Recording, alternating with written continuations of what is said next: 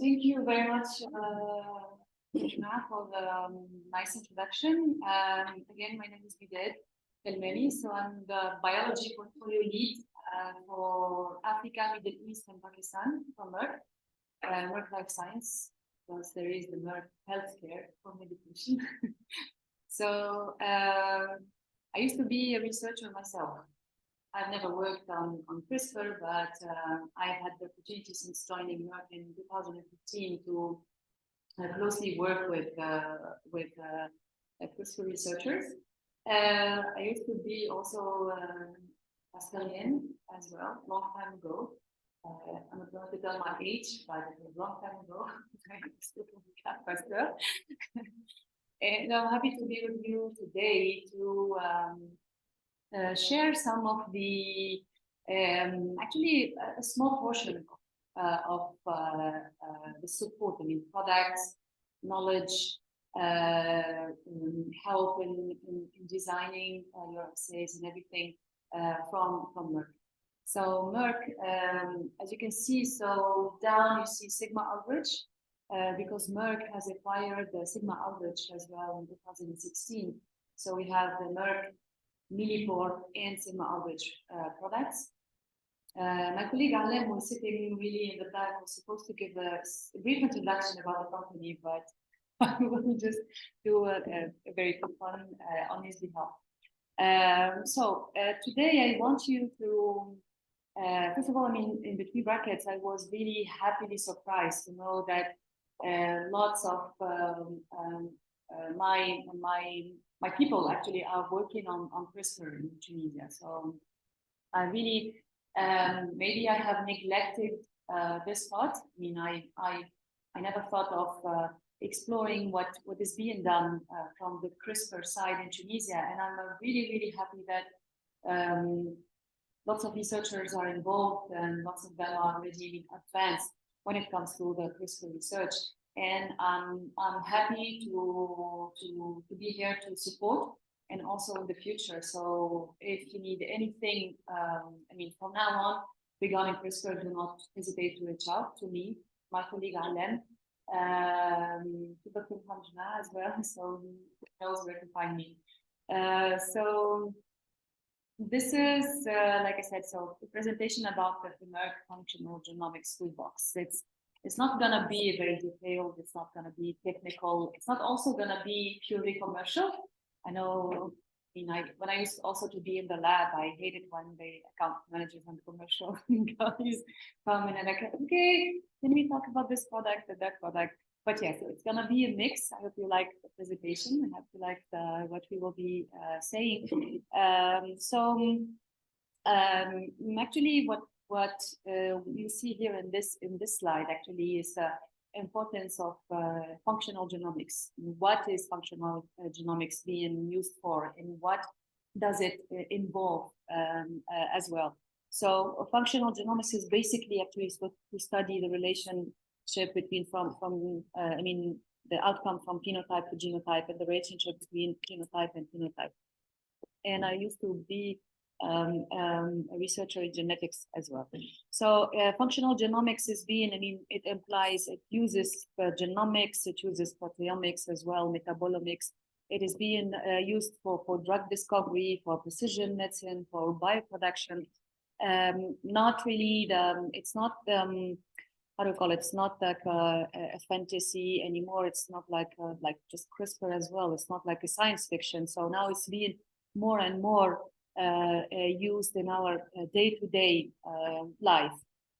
And like I said, so it's basically to study the relationship between phenotype and genotype. I mean, you can start from the DNA, from the RNA to go into the protein and vice versa. Of course, it has started a long time ago, since the 80s, I believe.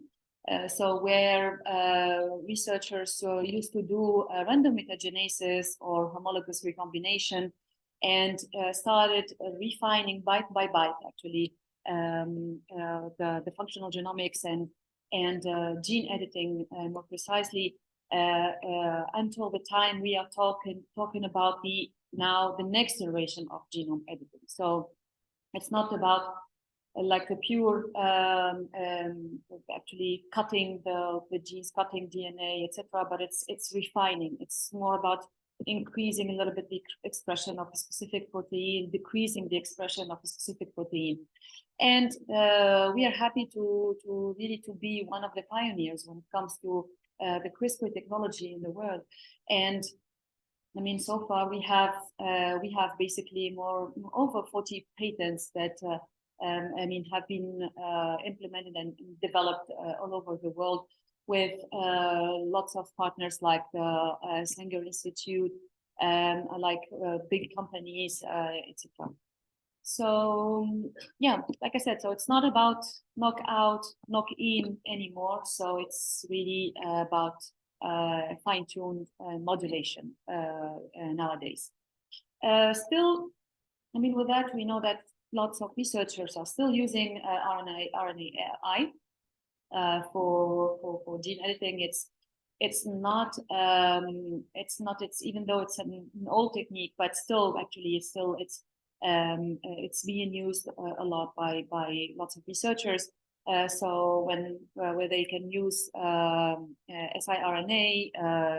shRNA lentiviral infection, and even I mean, some of them, even the RNA, shRNA plasmids, and with this, so we have specifically what we call the mission shRNA plasmids that you can get if you are still doing modulating the expression using RNA. This slide also shows actually what kind of manipulation can be done on the DNA. So it's really plenty of things that can be done. So and it talks to the gene knockout, and it's basically adding, deleting transcription factors, binding sites. So it's deleting or mutating promoters. It's making a point mutation, etc., etc. So it's a lot of things that is being done on the modulating expression via DNA, and so and now, of course, so we move into the I mean the modulation using the CRISPR endonucleases.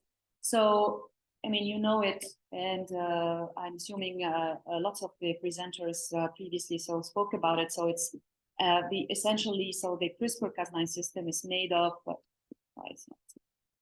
it's made of three major parts. So the two small RNAs and the endonucleases, sorry, that is called the CRISPR, the Cas9. So no, that's not the correct one. Sorry. Oh. I wanted to make it fun, but it's giving me a hard time.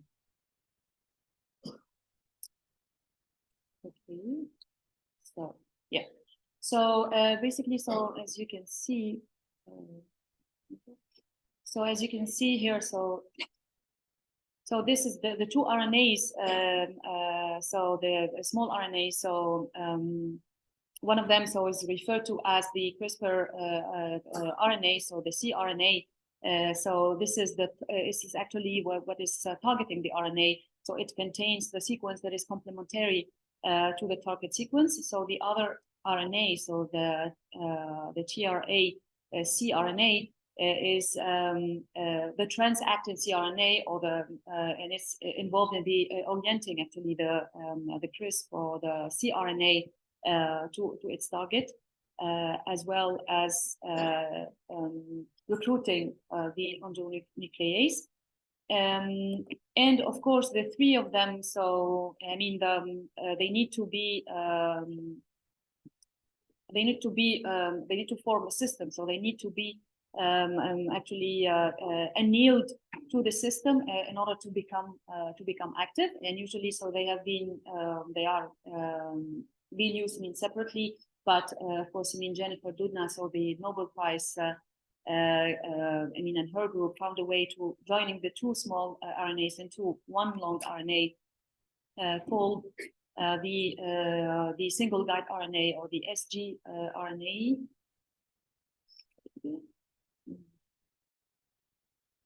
So making it of the sorry. So making it of the whole, I mean, the three components, two components. So system with just the sgRNA and the Cas endonuclease. And of course, so as you know, so they will target a specific sequence, and then there will, I mean, the procedure of the cleavage so will happen, and then and then basically, so of course the repair of that cleavage, so it's being done naturally, so by the cell itself later on. The workflow of the CRISPR, or the path from discovery. Sorry, I'm not used to MacBooks, so it's giving me a hard time. So the path from discovery to translation goes by these 5 main steps. So design of the experiment, the evaluation and the validation of the experiment, the creation of the model, assessing the model, and then translating. And like I said, so since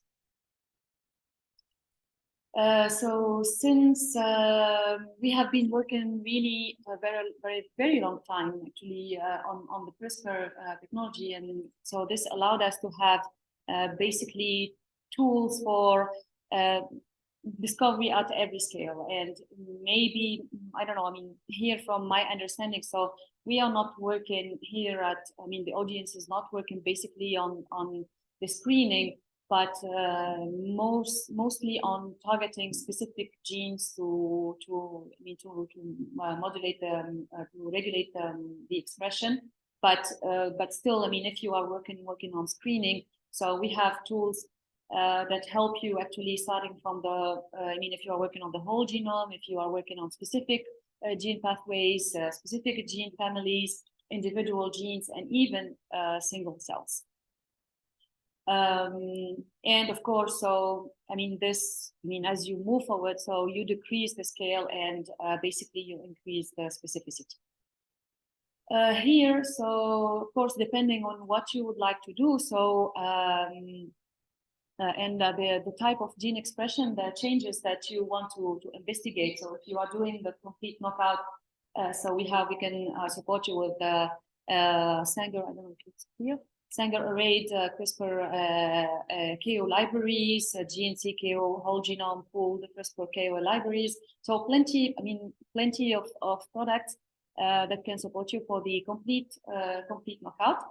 And here, so basically, here we will see, the normal and the regular complete knockout.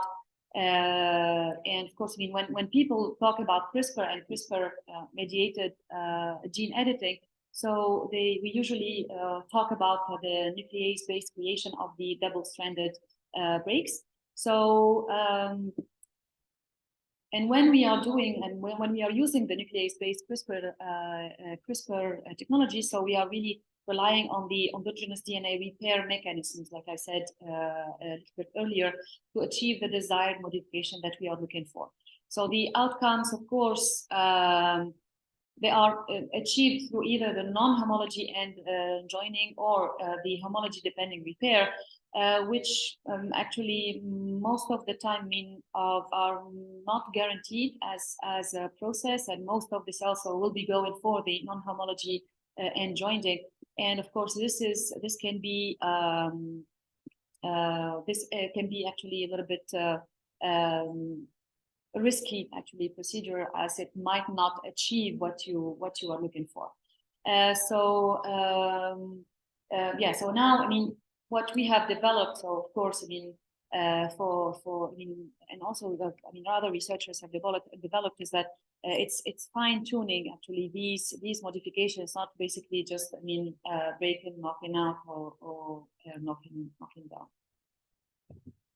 Here it was supposed to show earlier, but it's not a problem.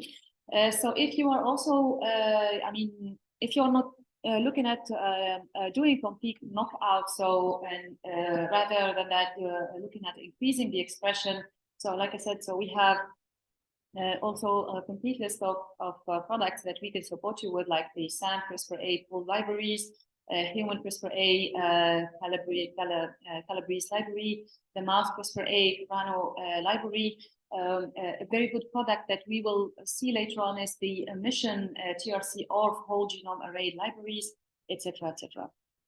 And here it comes. So, and this is, so the, basically, if you are looking at increasing expression, so one of the things that we have developed recently is the mission TRC or whole genome pool and array library. So this is actually basically codons, sarcodons that are actually that are cloned into plasmids. So you don't have to clone yourself, and these will help you. So if you are doing a complete knockout for the whole cell line, and you want to I don't know if you call it resuscite or revive, so you don't have to revive the whole cell line. So you can use this specific product so to revive specific cells. So here, so we have, I mean, with this, so you have, you can explore over 14,000 genes with the system. So we have barcoded TRC, chromycin, lenti-orf library, perform CRISPR or RNA rescue screens for full gene validation. It's actually ideal for difficult to transfect or primary cell lines. And here you can select also your own promoters, selection markers, leucores, and more. So if you, this is basically, so it shows, I mean, the CRISPR-A, so for the, I mean, to increase the expression of the gene.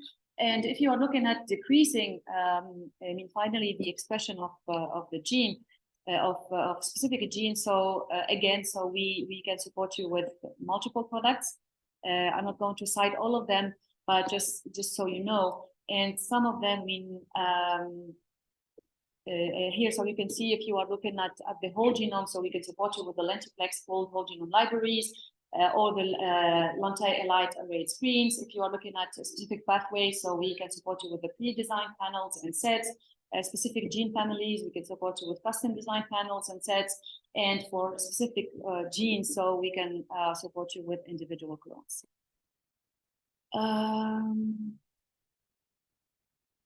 Here, so here, basically it shows actually just like the other one. So it shows actually the crab, which is the protein, so that helps the decrease the difference actually with the other proteins and processes, so that helps decrease the expression. To evaluate, of course, after designing the experiment, so you will have to evaluate, and here we are not talking about the specific genes, but we are talking about the screening. So once you are doing, you do actually your hit picking based on the number of guides, number of genes, the gene pathway of interest. So you will pick a pool of hits, and then you will validate them using delivery mechanisms like DNA, RNA, viruses, or assaying like the real-time PCR, fluorescence, mass spectrometry, and for all of these as well. So we have, products. I know that you are quite familiar and quite knowledgeable when it comes to pure real-time PCR or real-time reverse transcription PCR, and you know that most of you are acquiring these products from other suppliers, but we can support you with this. We can support you with the genomics reagents, reagents needed for real-time PCR that are agnostic actually with the instruments that you might have in the lab, of course, so we can support you. I mean, you can of course do the validation with the assays using other cellular phenotypes, and even going down into the single cell level. And then create. I mean, once you evaluate and validate, so you will create your model. And for this, of course, this is. I mean, yesterday I don't know who asked me about the workflow. So this is a very nice slide that shows actually the workflow. I mean, that goes from picking your cells, cell line, sorry, to choosing your guides and Cas9 transfectin and validating your RNP activity, confirming the targeted mutation, modeling, and then running your experiment. And here, so if you see, so I'm referring to the RNP activity because basically, from my understanding is that, like I said earlier, so we are not here doing like the whole, I mean, the whole screening because I haven't heard actually anyone who is working on developing drugs from scratch. So that's where we would be using the screens.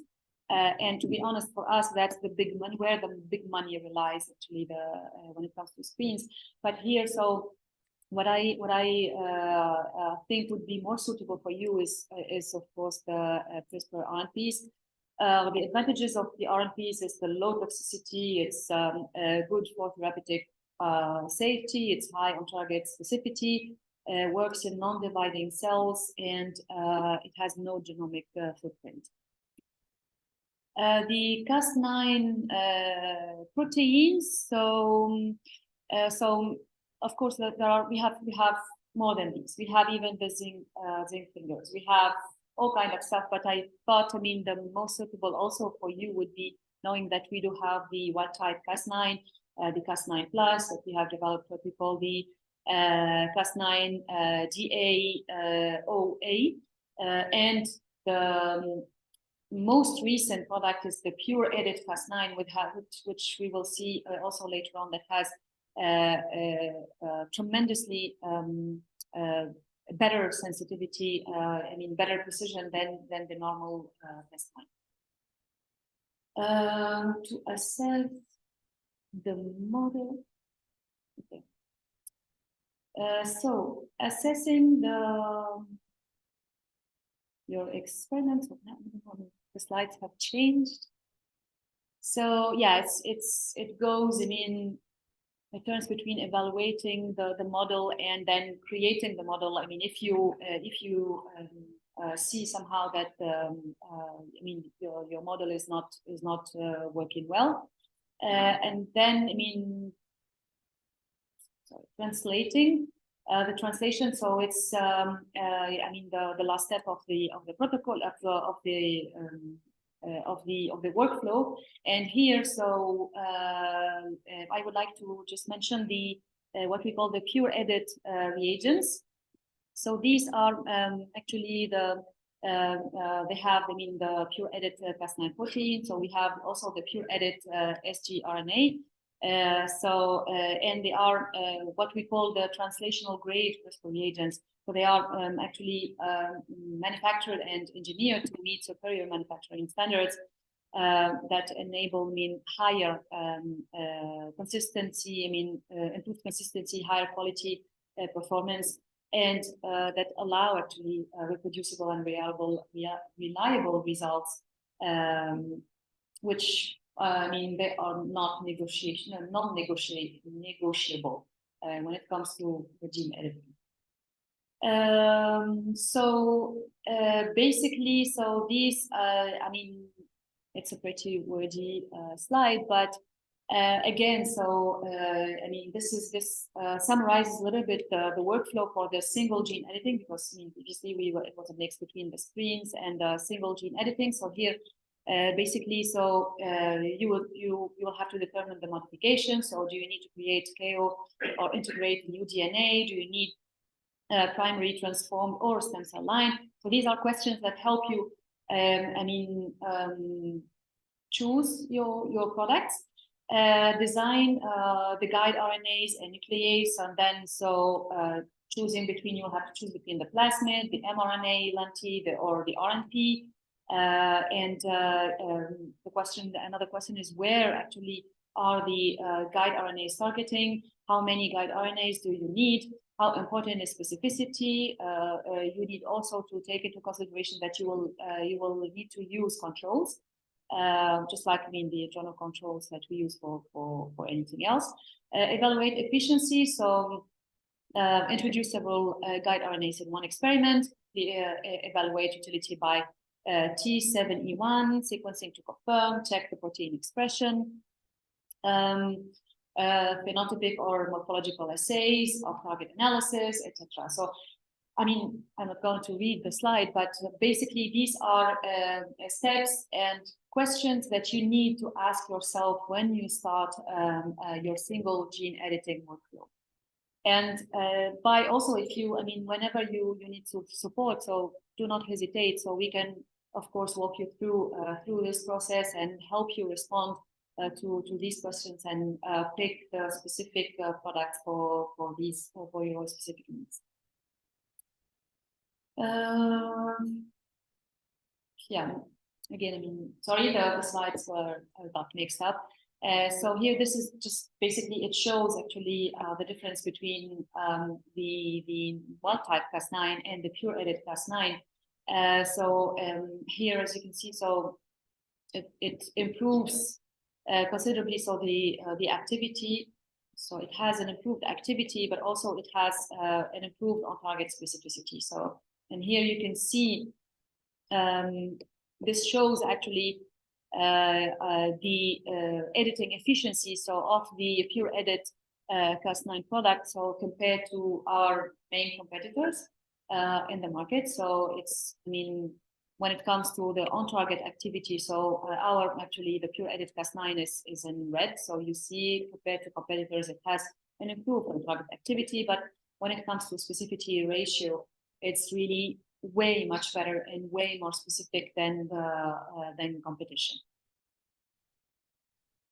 This shows actually also that the fact that the pure edit Cas9 protein is so highly, so specific that so specific down, even down to the 1 nucleotide. So this is how precise and how specific pure edit compared also to competition, as you can see. So the difference between what we achieve with the pure edit Cas9 and what competition achieves with pure with their equivalents. Back to the validating. Sorry for that.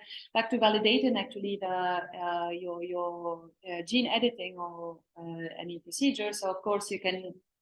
You have a choice between 3 main things offering. So the T7E1 digestion, which is actually a very well-known procedure. It's and it doesn't take a lot of time. It's, as you can see, so you can get your results the same day, and it doesn't cost a lot. There is how do you call it? There is a brand name of a product that was developed for T7E1 digestion, that was developed by competition, and that people actually usually use it. So, but it corresponds to the T7E digestion procedure. So you have the Sanger sequencing, the next generation sequencing, but both of them can take a lot of time. But even when running Sanger sequencing to validate your gene editing, or the next generation, the NGS to validate, you have always to use the T7E1 digest. This shows a little bit T7E1 the assay kit for CRISPR validation. So what you will basically do, isolate your genomic DNA, you amplify using PCR the edited region, you denaturate and you anneal and possibly re-anneal products and digest of the mismatch duplexes by the T7 endonuclease, and then you run on agarose. You perform an agarose gel electrophoresis. So basically, this is, as you can see, it's very easy. reminds me of the RFLP PCR. So that's why it's still, I mean, the standard, the gold standard of the validation.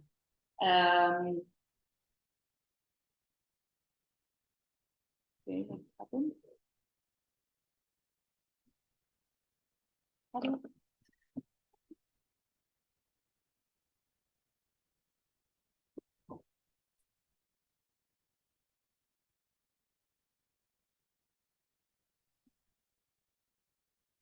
This shows actually for, I mean, if you are using NGS, of course, so I mean, the options for NGS library preparation, so the ligation, the segmentation, the amplification, but still, I mean,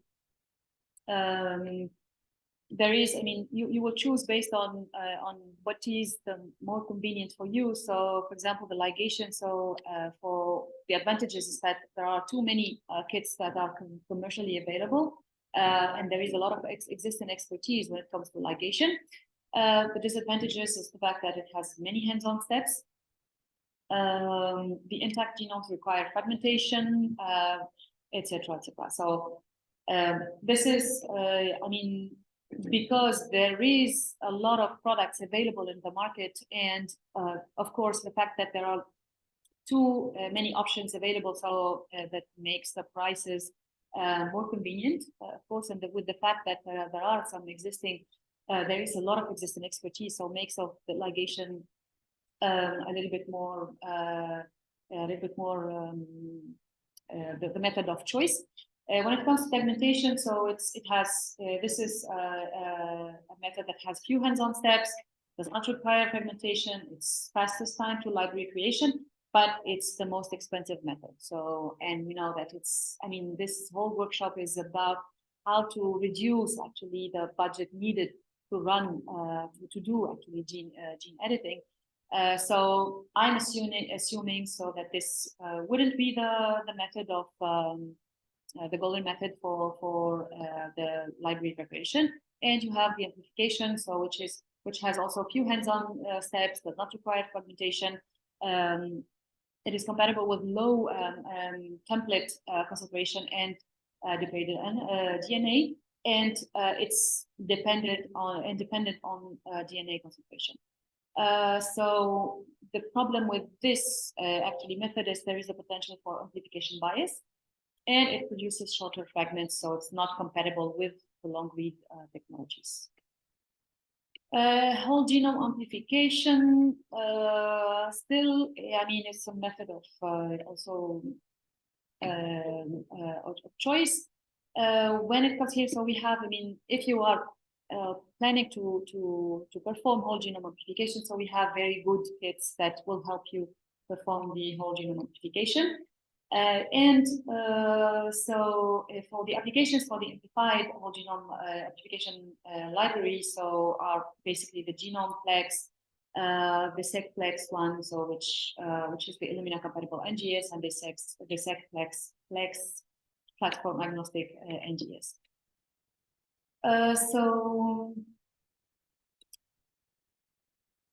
So again, so this is actually, it shows, I mean, the different steps, identifying and validating the target, and for this, so, and what we can offer. So here, so we can support you with pooled and arrayed screens, so the PCR, real-time PCR reagents, nucleic acid isolation reagents as well, protein purification, antibodies, cell assays.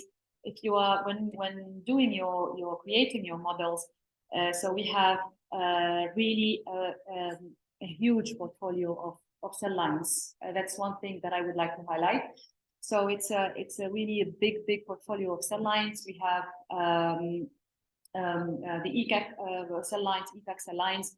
We have I mean, organoids as well. We have plates and inserts for 3D cell culture. We have all kind of cell culture medias as well, so all of them needed for cell culture.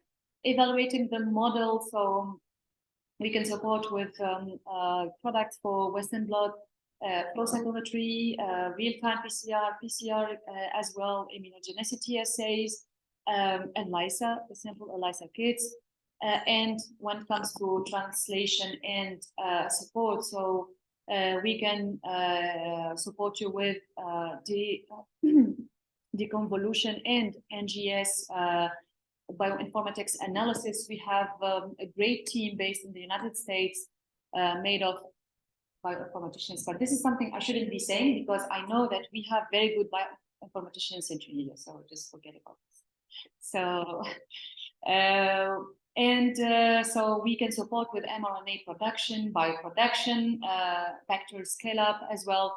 One of the things that we are very good at is that customization. So if you have, I mean, working on anything, I mean, besides CRISPR, also if you are working on anything else that needs scale up, that needs mass quantity, so we can support you with that. We can support you building specific products from scratch, and also we can support you. I mean, have big quantities of the specific products, and